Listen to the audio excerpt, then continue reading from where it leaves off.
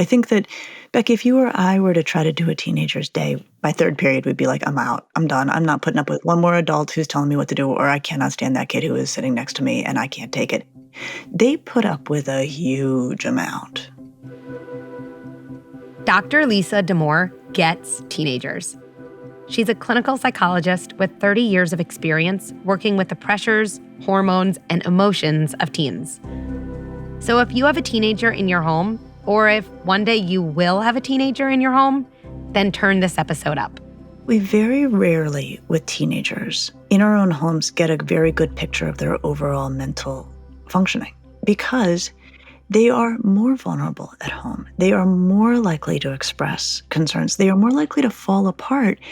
And we should not generalize that to think that that's what's happening. And I would say usually a huge, massive majority of the time, the fact that they can lose it at home or fall apart at home or be weepy or kind of all over the map at home is what allows them to be the sturdy, solid, reasonable human beings they are under conditions that are actually quite difficult. Dr. Lisa Damour now has 3 books on teenagers. And all of my friends with older kids have told me that they are required reading. She's the author of Untangled and Under Pressure, and now she's written a book for teens of all genders, The Emotional Lives of Teenagers, Raising Connected, Capable, and Compassionate Adolescents. I really wasn't planning on writing another book. I was sort of taking a little bit of a breather. But the combined effects of teenagers suffering as they did through the pandemic, and then also the cultural understanding of what makes for mental health and how we help kids with distress, becoming a bit off course in my mind, I really felt like it was time for me to try to lay out what we know from the academic and clinical side about what healthy development looks like and what actually the place of distress in our lives is, which is actually a very important part of our lives, and to try to offer reassurance to parents that there's so much they can do in their own homes to care for their kids. I'm Dr. Becky, and this is Good Inside. So, mental health and teens. I feel like this has been a headline everywhere, the statistics, right? So just mental health. How do you think about that term? What is mental health? So really the book centers on a definition that it's the way I describe it, but you're a clinical psychologist. I think, it's how we all think about it together, is that mental health is actually not about feeling good. And this is a huge issue because I think that equation has emerged in our culture. Rather, it's about having feelings that make sense in the context you're in, and then, most importantly, being able to handle those feelings well in ways that give relief and do no harm. So there's a lot of room for distress in how we talk and think about mental health. Let's just jump right into an example there. I'm just going to paint a picture. And maybe could you respond, from the feeling good standpoint, here's what a parent would think a kid should look like. And from a mental health as defined by Dr. Lisa Damour standpoint, here's what it would look like. Okay, so my kid gets cut from varsity soccer. My kid is in a lot of really difficult classes, is not doing as well as they might like. A couple of their friends start dating people. They feel like nobody likes me. Actually, I feel like I don't look as old as the other kid. Okay, I'm going to stop. Yeah. Give me the fork in the road, because I always think our framework determines how we feel, what we do, and I think you're talking about a big framework shift. So let's lay those two things out. Sure. And what I love what you just described. You just described a week in the life of a teenager, right? Everything you're describing is right down the middle of the road of what families are living with. And so let me just zoom us out a little and then zoom us back in. Everything you're describing is going to upset a kid, right? Getting cut, struggling academically, feeling like they're a little bit on the out of what's happening on the social scene. And all of those things are going to foster distress. There's no getting around that. And what you said about the headlines, I think that part of what parents are up against right now is that in a lot of the headlines around the adolescent mental health crisis, which is real, there's no meaningful distinction made between adolescents being in distress and adolescents having a mental health crisis. And so what I am up against in my clinical work is parents who are living with a kid who's having that crappy week, right? That week that is completely garden variety, seeing tons of distress and thinking, do we have a major mental health concern because my kid is in so much distress?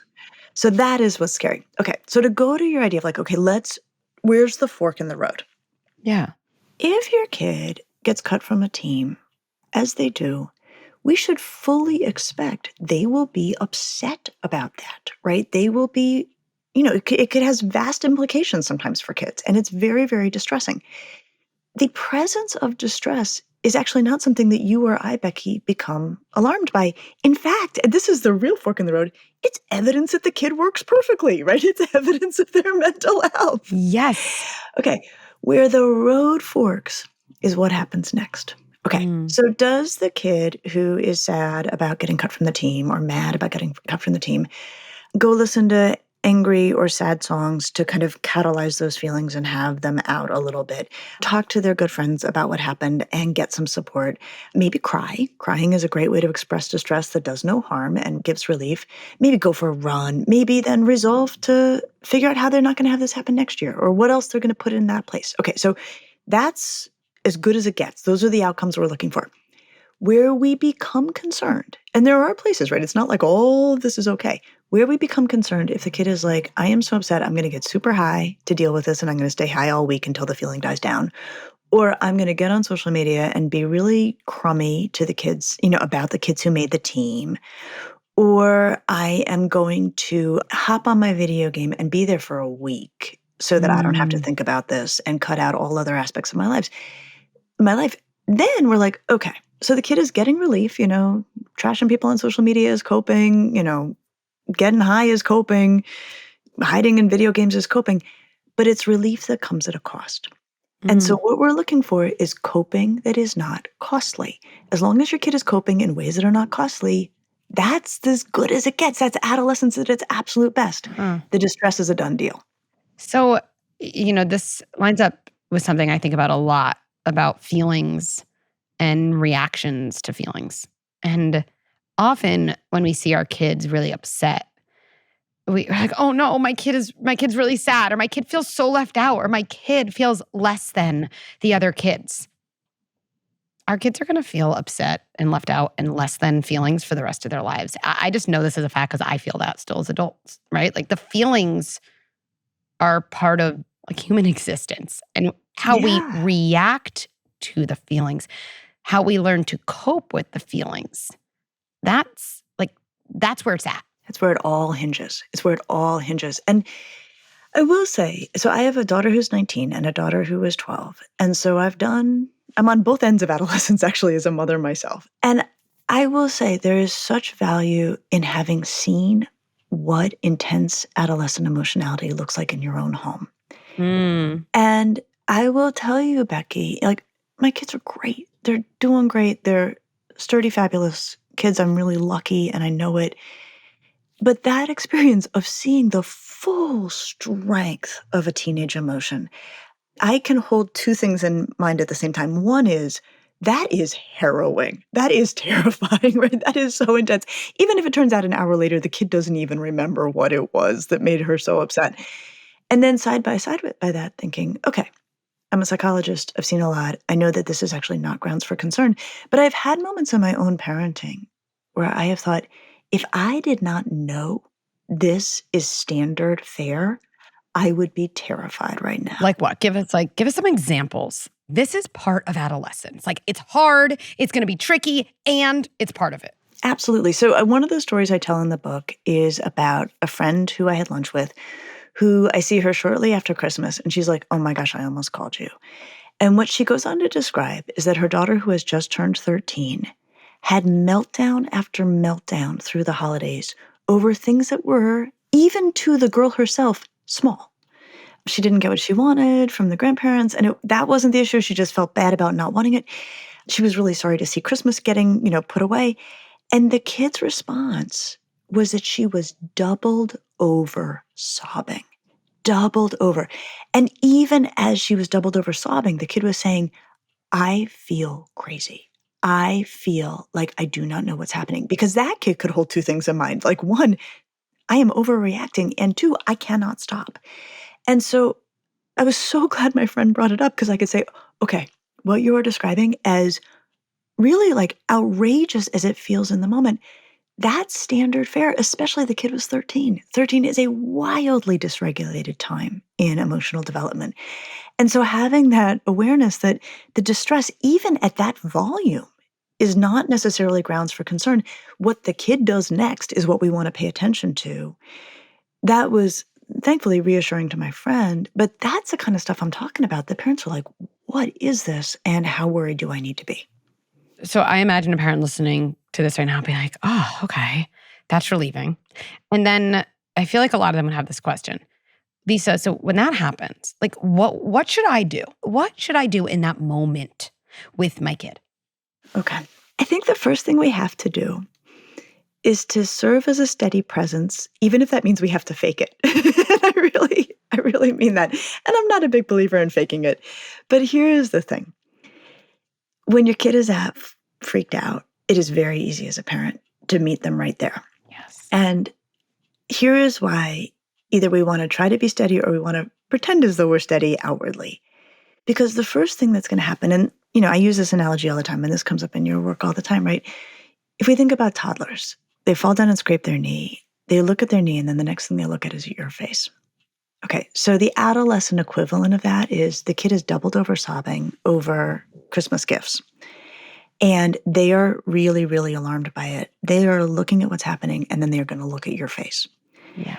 And if you are on the ceiling, the experience for that 13-year-old, so I'm 52, right? So if you're on the ceiling, the experience of that is, okay, I thought this was a 13-year-old size problem, but the 52-year-old is freaked out. This is a 52-year-old size problem. This is terrifying to me. So part of what we are doing is with our composure, helping keep it down to size. So that is the first thing you do, and it can be really hard. I'm curious what you'll say the second or the third is. I mean, I actually think for everyone listening, like that first thing, I don't know, I feel like it's probably like 95% of the thing. And it's also like whatever the other 5% probably doesn't matter that much if we can't kind of work toward at least that first step. And I always think about things visually too. And it is a teen, a toddler, an adult, to adult relationship. When one person is so dysregulated, their feelings are greater than their ability to cope with those feelings in the moment. It's like a tornado, right? And if you picture a tornado, like a spiral in a big glass container, the tornado can only go so far. You're like, oh, there's a tornado, but it's contained, literally. If you picture a tornado without a glass container, you're like, oh, that's not as safe in my house. And when we're steady, when we're fake and steady, when we're saying, okay, Dr. Damour said this is normal, my kid's good, nothing's wrong with me or my kid, we are the container for a kid's tornado. When and I've been there too, I know Lisa's been there, we all add our tornado to our kid's tornado, and we always will, and just hope to do it a little bit less over time. But when we add our tornado to a kid's tornado, of course the tornado gets bigger. It's not even our fault. It's just like, that's like, I don't know, it's like physics or weather. It's just like, it's just what happens. Yep. And it is hard. And I've absolutely been there as a parent. I have absolutely thought like, okay, if I can't keep it together with all of my training and knowledge, I can't imagine what this feels like for other families in their homes, right? I mean, it's such a good thing to have your own children if you're helping people with their children. And so I just agree with everything you're saying. And I also agree, like, if you could get that, the steady presence right, that container right, it probably doesn't matter much what happens next. Though I do in the book, and I do try to be like incredibly concrete in the last 2 chapters of like, let me give you 10 strategies for helping kids express emotions. Let me give you 10 strategies for helping them get things back under control. So I do really try to equip parents with, I call them a playbook, playbook 4, playbook 5, right? Like chapters 4 and 5. And usually the first play is you let the kid talk. You let them talk and talk and talk. And I love your tornado analogy. Like, it can only go so far. I always say it can only go so far, and how it's such an act of love. And if you think about yourself, like I always think, imagine I went to like a party, right? There was like some big party with like everyone I knew, and I was just like in a mood, okay? And I was going around to everyone. My husband was there too, just being like, you're the worst, I hate you. Like, I hope awful things happen to you in your life. I don't know, right? If my husband like kind of did pick me up and like carry me to a room and sit with me, and just be like, look, something's going on, but like, I'm not gonna let this thing destroy the world around you because you're not gonna feel good about it. It's not because I'm Mhm. embarrassed. It's because like I know you. Like this doesn't feel good to you. Mhm. I'm gonna sit with you and we're gonna be in the smaller room as a container. It's not done because we're mad at our kids. It's done because we're on the same team and we're still protecting our kids. Absolutely, and one of the beauties of adolescence is, right, they suddenly have a whole lot of language, and so I Yes. think about, the toddler version of containment and the adolescent version, and containment meaning, like, helping kids get things back under control. So teenagers will talk, and one of the studies I detail in the book that I need the reminder as a parent is that the act of expressing one's emotions actually confers its own relief. We do neurological studies where we put electrodes on people's skin to check emotional arousal, or we look at the activity of the amygdala in real time in their brain to check emotional arousal. And when we ask people, we've put photos in front of them of distressing things and natural disasters, things like that. And to half of them, we say, tell us what it feels like to look at this photo. And to half of them, we say, tell us the facts of the photo. No one is responding. They're not even, they're in a machine. They're alone. But the mere act of saying, I feel really anxious, I feel really upset, I feel really worried, or whatever it is the kid is feeling, we see from these objective physiological markers actually brings their distress down. So I think for us as parents, so step number one, fake or actually be a steady presence. Step number two, Can you double click step number one? So for parents, like, okay, I'm gonna do that. But like, do I say certain words? Like what words? What is it? Just do I take a deep breath and say something to myself to calm my own body? Like what? Let's just give them one thing, like a steady presence. Maybe we each could mean what? What are two different ways to be a steady presence? okay, so one is, I mean, I think a lot of it is like manage your face, right? Because the thing is about our kids, I don't know if your kids are doing this with you yet, but like they will pick up my mood before I have picked up my mood. They'll be like, what's going on? And then I'll realize that I'm holding my face in a way that I wasn't even Mm. conscious of, but that they're aware of. So I would say first thing you do is think like, can you put a calm, reassuring look on your face? Like that would be the place I would have you start. And it may involve taking some breaths, Mm. maybe rubbing their back, right? I mean, language is probably not gonna be your best friend here, right? You probably are gonna do this almost entirely non-verbally, and one of the analogies I've played with at times is, if your kid is flooding, you need to be an emotional sandbag, right? So, like, whatever sandbag looks like to you, that's you in that moment. Great. So I love that. And I agree. Our kids feel our intention more than our words. Sometimes words can put our intention into action. So I think another option, I just find there's something about saying to a kid when they're really upset, like, I believe you and I'm here. Mhm. That like is kind of like, I see the tornado, I believe it's real, and I am that container. I'm here. So, I think that's great. Like check your face. And maybe if you want language, or like I know, like, what do I say? I need that sometimes too. It's just try that. I believe you and I'm here. So simple. Yep, I love that, I love that. Okay, so then step number 2 is let the kid talk.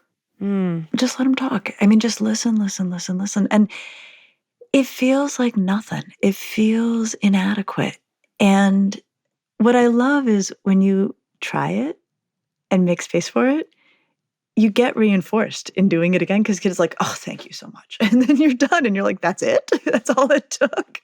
So when you say listen, because like presence is an action, it feels like nothing. But I always say that to myself, Becky, presence is an action. And I feel like what you're insinuating, Lisa, is like less is more from the parent. 100%, 100%. But I also let's just go deeper on this idea of, like, presence while listening. So one of the strategies I offer in the book is something that I find I need, especially when a kid is upset and I'm moving into activating, wanna give advice, wanna sometimes just shut it down mode, to be honest, is to think about what really to listen means. And what it means is what I Mm. use is the idea of like, I pretend that I'm an editor and that the kids' rant or meltdown or whatever is my reporter reading me their article of their distress.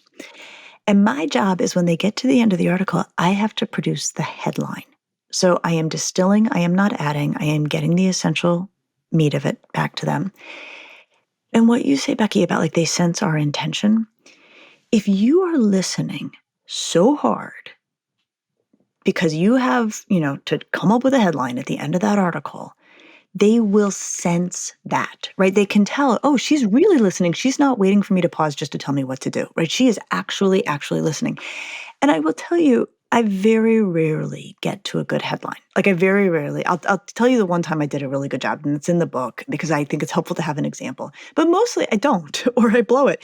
But it doesn't matter because, like you're saying, they can sense that you are all in on paying attention. So I'll give you the good example. My older daughter was a high school sophomore when the pandemic struck. And I would say end of March, early April, the full reality of what had become of school really, I think, snapped into focus for her. And she'd been home obviously for a few weeks at that point. I remember where we were standing in the living room and she had a rant and she was like, oh my God, like they have taken away lunch. They have taken away seeing my friends. They have taken away clubs. They have taken away sports. They have taken away dances. They took away everything fun, but they left us the APs. They left us the homework. They left us the lectures. They left us the duties. And she was just beside herself, rightly so.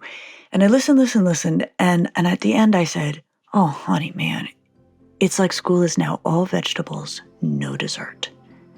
And she goes, yes. And then she walked out. And for the next hour, she was okay. Which honestly, under those conditions, that was as much of a win as we were going to get. But that's what we're going for. Can we role play something? Can you give me a teenage rant? Because I think, Yes. I think one of the things that happens when you're a parent is you hear your kids say something and you have this instinct like, I'm going to help them look on the bright side. I'm going to tell them an example where that actually isn't true. And it's such well-intentioned, like your gut is well-intentioned, but like it literally always inflames. But I feel like role-playing it could be helpful. So teens rants, like what? Oh, I love this so much because I truly love teenagers. And I love how they describe the world, right? And describe their Yes. own world. So, oh my God. You will not believe what happened today. So here I am in AP US History, and we were given a group project, and like I got an A in that class. I've worked so hard for this A in this class, and the group project, the grade will actually affect our overall grade. And this kid, Troy, who I have known since the 7th grade, he is one of the 3 people in our group, and he does nothing. He does nothing. He is going to be bossy and annoying and useless to us, and this kid is going to destroy my grade. Sweetie, look, it just seems like you're focusing on like the worst parts of your group. And I'm sure the other kids in the group will like really help you out. You don't get it, right? I'm still the teenager. What's my grade? D minus, D right? minus. But like also D minus for what you said, but like A plus for intention. Totally. But I'm going to challenge. I'm Okay, going to go for challenge it. Okay. You're gonna challenge your We're grade. all doing the best we can with the resources in that moment. And I know every single parent wants to do right by their kid. 100% of parents.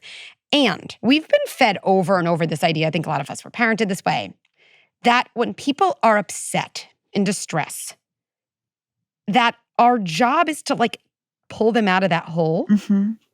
Or I always think about it as like they're sitting on some bench of like distress. I'm on the bench of I got the worst kid in my group, right? They're on the, Troy in my group bench. And my job is to pull them off that bench and be like, look at this sunny bench. It's the, at least I have Anna, right? Where our job is to sit on the bench with them. The part of distress that's the worst is being alone in it. That's actually the only really impossible thing. And so in your example of like this, it sounds like nothing. You're like, did I even do anything? But I always feel like if I ask myself with my own kids, Becky, what's the equivalent of just sitting on the bench? Like, and then I know I'll be like, oh, that stinks. Mm-hmm. Oh, you really wish Troy wasn't in your group. Oh, the one kid you didn't want. I feel like when you're starting this, I tell parents, just don't have the conversation without a pen. Write down what they say and then read it back to them.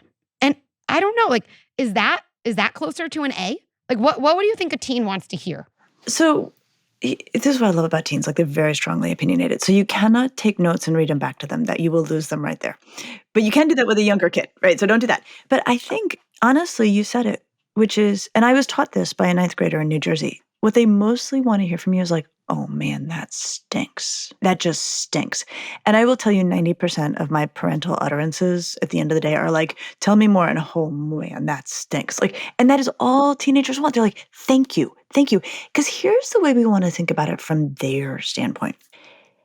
They got the group assignment in class and they did not scream, throw themselves on the floor, look at Troy and scowl. In fact, they almost certainly walked over to Troy and were like, "Okay, what's your cell phone number? Let's see if we can find a time to work together this weekend." They were awesome. They were They crushed it. fantastic. They were crushed it. They did everything we Oh, would ever want. And the thing that allowed them to do it was the knowledge that they were gonna come home and be like, "You are not even gonna believe what went down in AP US oh. History today." So when they're bringing it, they're not bringing it like, "I'm bringing it because I have this problem I want your help with." Sometimes they are, and we can get to when that's happening. They are usually bringing it in the form of, "I have held myself together all day and been the solid, gracious citizen you want me to be at school all day. And I just am bursting to tell you this, and I need to discharge it as much as anything else." And a solid, "Oh man, that stinks," is usually like, boom, the end of the sentence, job done. I love that so much to remember when your kid comes home. Oh, I got Troy in my group. And also, the lunch was disgusting today at school. Why don't they ever give us anything good to eat? And to almost hold on to like a different image of your kid walking around, getting Troy's number, walking to lunch, probably going like this, but then eating and moving on. That probably happened, right? Because we get locked into this one version of our kid in front of us, and then we think that's going to be them forever. We actually think like, my kid's going to be the 40-year-old is going to, right? Like we fast forward their lives.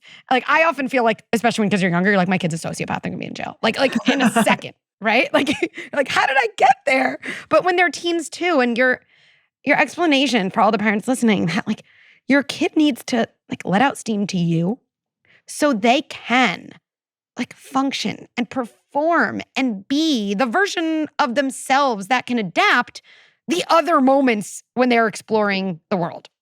Absolutely. And I don't know if you had this experience in working on your book, but I did with this one, Becky. The section where I'm sort of thinking some of this through about the fact that we very rarely, with teenagers in our own homes, get a very good picture of their overall mental functioning because they are more vulnerable at home. They are more likely to express concerns. They are more likely to fall apart.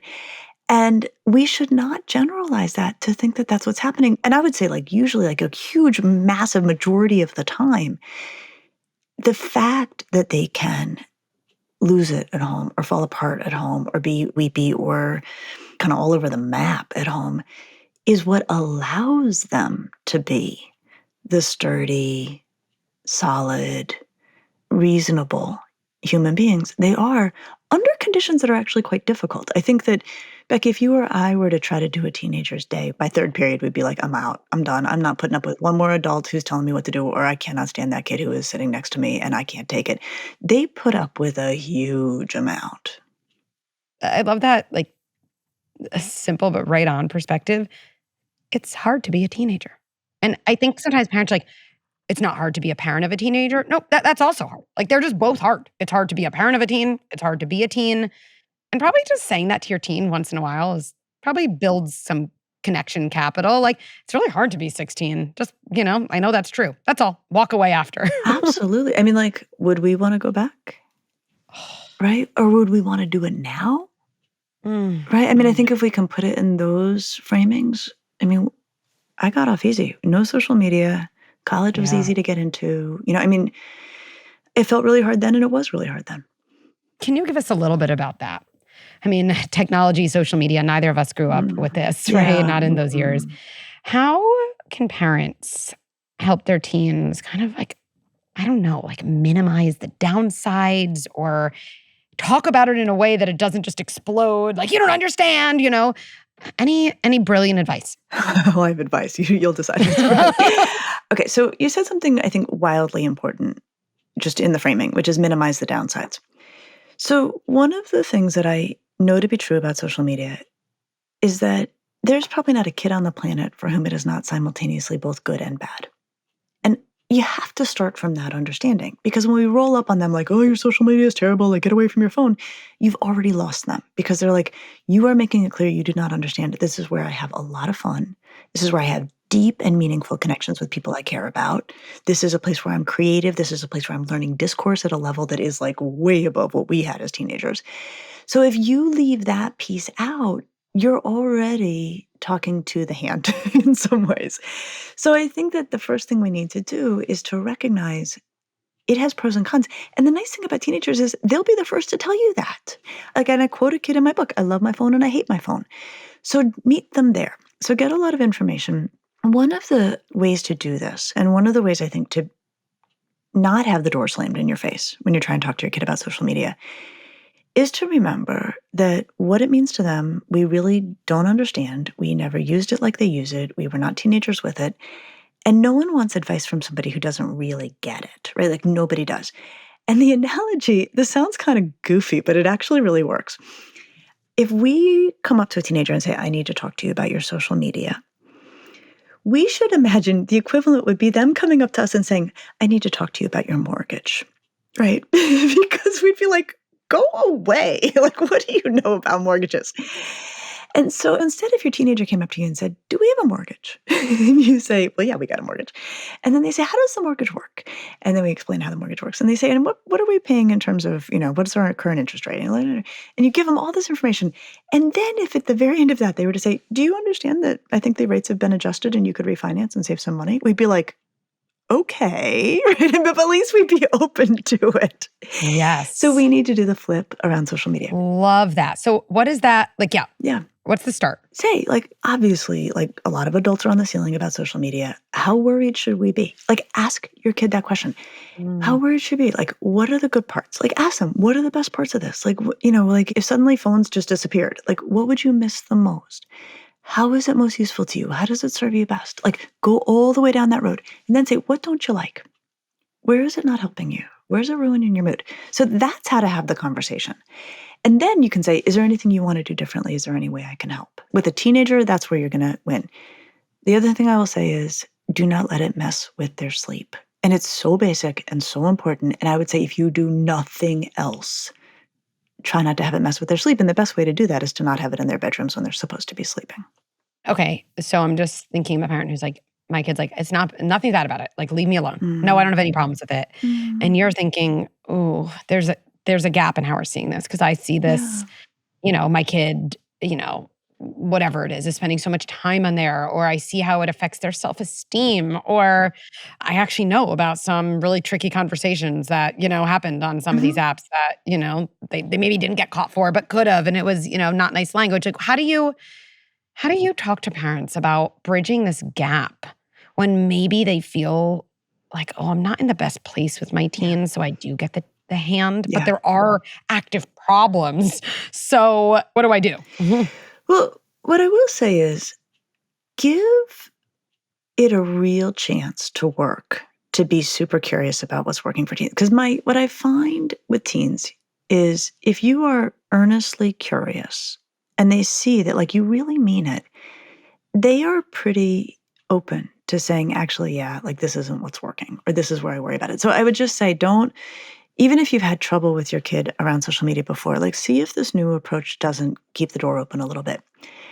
But it then gets into questions of like, we still have to regulate it and we still have to make rules and they're not going to like all of our rules. So especially for your audience, because I think it's a lot of families whose kids do not yet have it or are getting near it, is a great time for me to say to your audience, out of the gate, do not let it in their rooms, right? And I this was a rare moment where it was an advantage to be a psychologist parent, having practiced for a while. Neither one of my daughters has ever had technology in their bedrooms. And the only way I was able to pull that off is that's where we started, and they knew from the beginning that that was going to be the rule. Even during the daytime? Even during the daytime. And the reason for that is it actually still undermines your ability to sleep in that space if you've been using technology in that space. And like sleep is the hill to die on. And so what I would say, if your kid does not yet have access to digital technology, start there. And that alone, Becky, goes so far. The other thing I would say for younger families who are in the space of moving into digital technology, at the moment when your kid wants a phone, they want it so bad, right? They are desperate for it. And you will never be in a better negotiating position than in that moment. And there are kids like when you're there, like, I really need a phone. Everybody's got a phone. I really need this, whatever. Everybody's got it. You can basically say to them, all right, you can have a phone. You can touch it on alternate Sundays when the moon is full. And they'll be like, that is fine. Just give me the phone. So the most important thing is to start enormously slow and add on as your kid is demonstrating that they know what they're doing or that they're handling it well.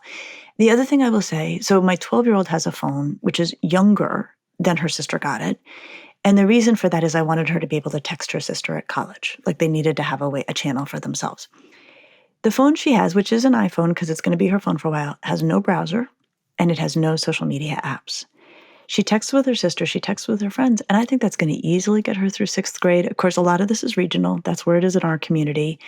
I'm going to hold out as long as possible with that being basically a texting machine. So go slow, keep it out of kids' rooms, do all of that. And then the rest gets easier because you've really got some pretty tight reins on it. And you can loosen those reins as kids are demonstrating that they are handling that well. So helpful. A couple kind of final questions for you, some maybe rapid fire. What do you think a teen would say? It's like the number one thing that parents kind of get wrong about teens. I love that question. I would say the number one thing, like it's hard because like there's so much you could say, but the number one thing, they like us and they want us around. They like our company even. What they don't like is our agendas. And so what I would say is teenagers want to be with and near us. They like that a lot less when every interaction is, where are you with your homework? What's going on with that teacher? Show me where things are with your college applications. Why aren't you working out hard? The tryouts are coming. That's where they have a harder time with us. But to be just quiet, present. I wrote a piece years ago about being a potted plant parent, right? Like they just want you there. And I think it's easy for adults to not know this because it can feel very rejecting to have a teenager. But agendaless presence, man, that is what they're really looking for. I love that. Agendaless presence. That is so good. Okay, 2 more questions. Biggest gap between the reality of adolescence as you've lived through it and your kind of clinical understanding of adolescence before you were in it? Oh man, they complain so much. I think that was the part, like, when you're a clinician, you get doses and they're focused on a particular problem that is usually, like, for lack of a better word, a real problem. As a mom, I just could not believe, starting by about 3rd or 4th grade, that like 90% of what happens after school is like the rundown of indignities and injuries and insults. And that overwhelmingly just being like, oh man, that stinks. Works beautifully. It's all they need. But I didn't expect the volume of detailed accounting of the day and its downsides. And also, Becky, and I think it's really important for us to say it, like how much I don't like it. Mm-hmm. It's actually very unpleasant because I'm very tired at that point in the day. And the reason I want to say that is I feel like parents, we need to know that other parents too are in their homes, feeling very not in the mood to hear the full grousing and the full catalog of the day's injustices. But that doesn't mean the kids don't get to do it. And that doesn't mean it's not a beautifully working system for them to dump all their emotional garbage of the day and for us to go, oh man, that stinks. I'm so sorry. Yeah. Oh, so de-shaming. Okay. Something a parent listening can do today that's going to make a difference in their relationship, even if their kid doesn't gratify the moment and say, thank you, mom. Thank you, dad. That was so bonding. What's something simple a parent could do today with their teen? I think if you're raising a teenager, you've got to take really good care of yourself. And I also think you need other sources of gratification. So, my 12-year-old still thinks I'm funny, wants to go to the grocery store with me. Like, we have a blast. I am very well aware that I am like on the clock. I'm stretching it already. And if all things go as they typically and healthily should, within the next 6 months, I am not going to be her favorite playmate. And I feel really grateful that I have a lot of other sources of activity, a lot of other sources of feeling valued and useful in the world, because you're going to need that. I mean, by 13 or 14, your kid is not going to be the one who makes you feel good about yourself. That is so provocative and deep and so, so good for our kids' early years, often unconsciously. We can fill up on good feelings in ourselves through the way they need us, through the way they depend on us, through the way they lean into us when they're upset. And it can really be like, I feel very purposeful. I feel very impactful. This lights me up inside. Look at this job I'm doing. There's like evidence. And that's really, I think, really helpful to think about when you have a teen. Definitely really helpful to think about also before you have a teen of, okay, no judgment. What percentage of my good feelings about myself come from my kids? Just like, where am I on percentage? And if that's not a percentage that I think is good for me or will continue to work for me, what else could give me good feelings? What else do I like? And that's so important for a parent, no matter how old your kid is. But I love what you're saying, Lisa. Like, when your kid is a teen, one of the best things you can do, for you, but for your relationship with them, is really lean into more of figuring out those things for yourself. Probably it helps you tolerate when they're melting down and being rude because you're not looking to them to kind of fill you up in that moment. So good. Thanks for listening. To share a story or ask me a question, go to goodinside.com/podcast. You could also write me at podcast@goodinside.com. Parenting is the hardest and most important job in the world. And parents deserve resources and support so they feel empowered, confident, and connected. I'm so excited to share Good Inside membership, the first platform that brings together content and experts you trust with a global community of like-valued parents. It's totally game-changing.